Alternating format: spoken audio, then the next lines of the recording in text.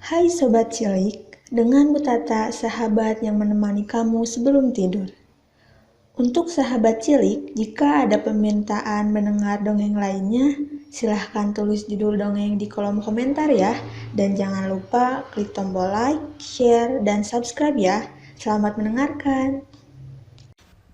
Asal muasal daerah Lempur.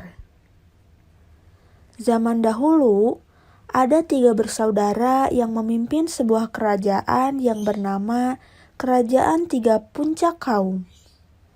Si sulung bernama Pamuncak Rencong Talang, si tengah bernama Pamuncak Tanjung Sari, dan si bungsu bernama Pamuncak Koto Tapus.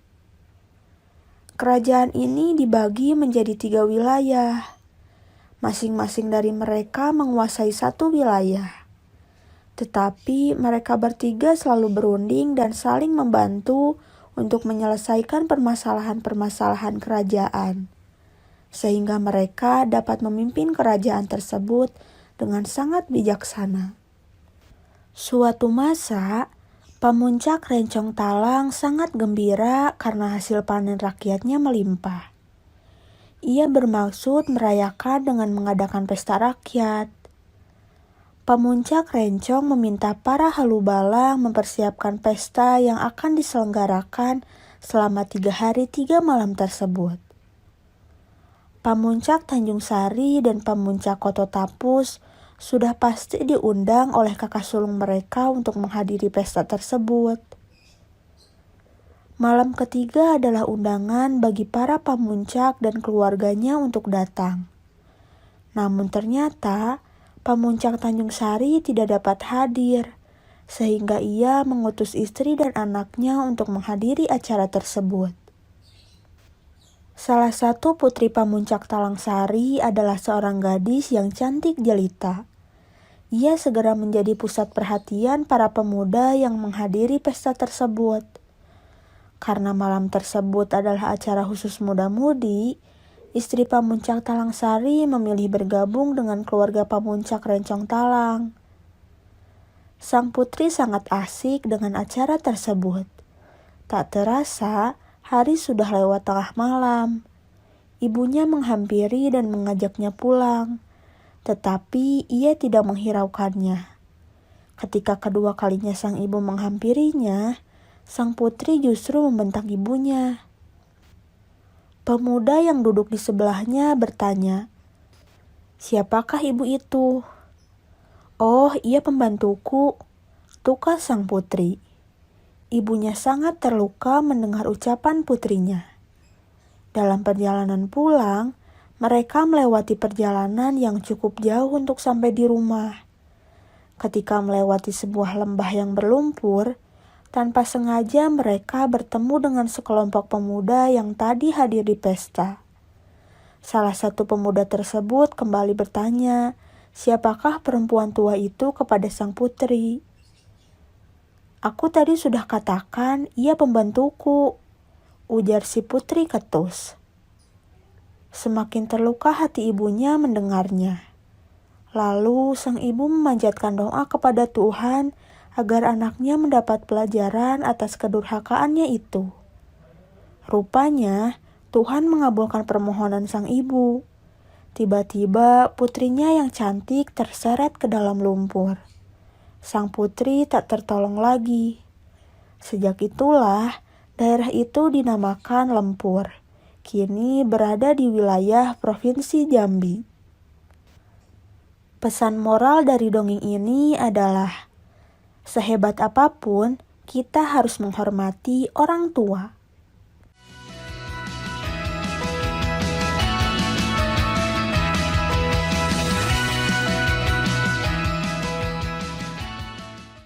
Hai Sobat Cilik, dengan Bu Tata, sahabat yang menemani kamu sebelum tidur.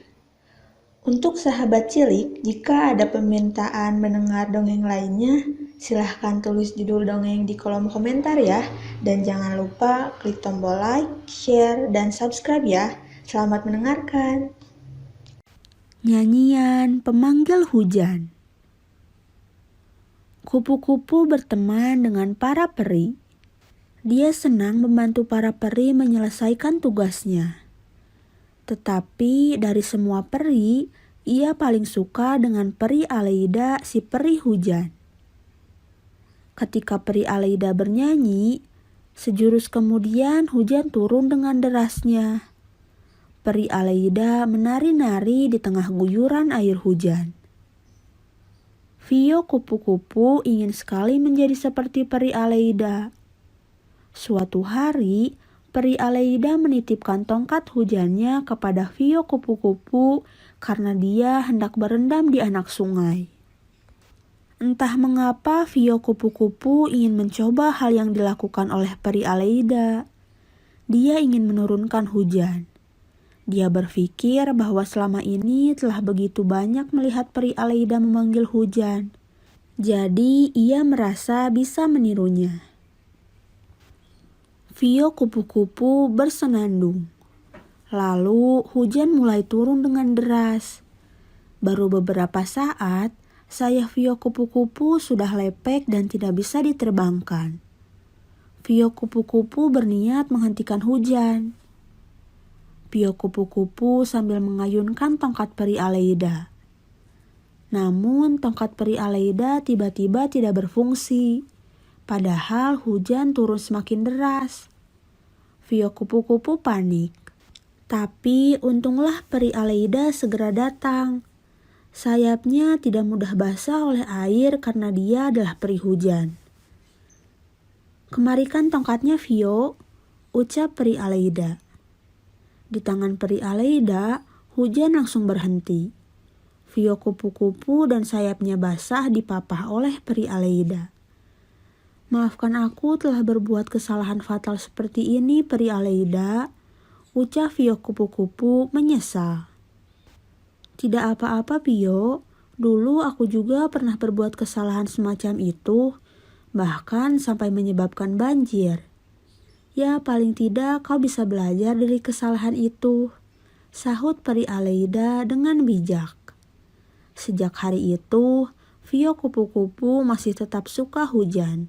Tetapi ia tidak mau lagi menyentuh tongkat dan bersenandung memanggil hujan layaknya peri Aleida.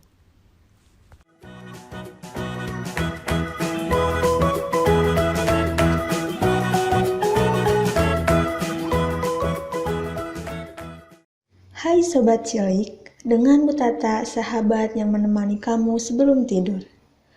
Untuk sahabat cilik, jika ada permintaan mendengar dongeng lainnya, silahkan tulis judul dongeng di kolom komentar ya. Dan jangan lupa klik tombol like, share, dan subscribe ya. Selamat mendengarkan. Rusa yang sombong. Di Amerika, ada sebuah hutan yang sangat luas. Di hutan itu tinggal seekor rusa yang sangat gagah. Ia memiliki tubuh yang tegap dan tanduk yang indah serta mengkilap. Kelebihannya itu membuatnya tampak tampan dan perkasa. Banyak hewan lain yang iri kepadanya. Ia selalu menuai pujian dari siapapun yang bertemu dengannya. Lama-kelamaan rusa menjadi hewan yang pongah. Ia sering bersingkap angkuh kepada kawan-kawannya. Ia merasa bahwa ia adalah hewan yang istimewa sehingga tidak mau bergaul dengan sembarangan hewan. Suatu hari rusa menjumpai sungai yang airnya jernih dan tenang. Kebetulan ia sedang kehausan. Segera saja ia menghampiri sungai tersebut dan meminum airnya. Kemudian tanpa sengaja ia melihat bayangannya yang tercermin di permukaan sungai. Ia mengagumi dirinya sendiri. Dalam hati, ia memuji keelokan rupanya. Saat sedang asik berkaca, tiba-tiba seekor ikan muncul dari bawah sungai dan berbicara kepada rusa. "Wah, engkau sungguh tampan dan gagah. Jangan-jangan kau adalah rusa yang turun dari surga," kata ikan. Mendengar pujian itu, rusa semakin besar kepala. Ia pergi begitu saja dari hadapan ikan tanpa berbicara apa-apa. Raut wajahnya pongah. Ia mulai berpikir bahwa ia memang merupakan rusa yang berasal dari surga. Rusa berjalan di tengah hutan dengan membusungkan dada. Kepalanya tegak dan langkahnya seperti dibuat-buat agar terlihat gagah. "Hei rusa, jangan berjalan seperti itu. Kalau kepalamu terus mendongak ke langit, kau bisa terjatuh," ujar ayam hutan saat berpapasan dengan rusa. Sepanjang jalan, rusa mendapat nasihat serupa. Namun hewan yang gagah itu sama sekali tidak memedulikannya. Tiba-tiba, rusa terperosok ke dalam lubang jebakan yang dibuat oleh pemburu. Rusa panik dan bergerak dengan liar hingga tanduknya patah sebelah. Setelah berusaha dengan keras, ia bisa keluar dari lubang tersebut. Namun kondisinya sangat menyedihkan. Ia tidak lagi tampan dan gagah karena begitu kotor dan sebelah tanduknya patah. Pesan moral dari dongeng ini adalah, kesombongan hanya mengantarkan kita pada kemalangan. Karena itu, lebih baik bersikap rendah hati atas segala kelebihan yang kita punya.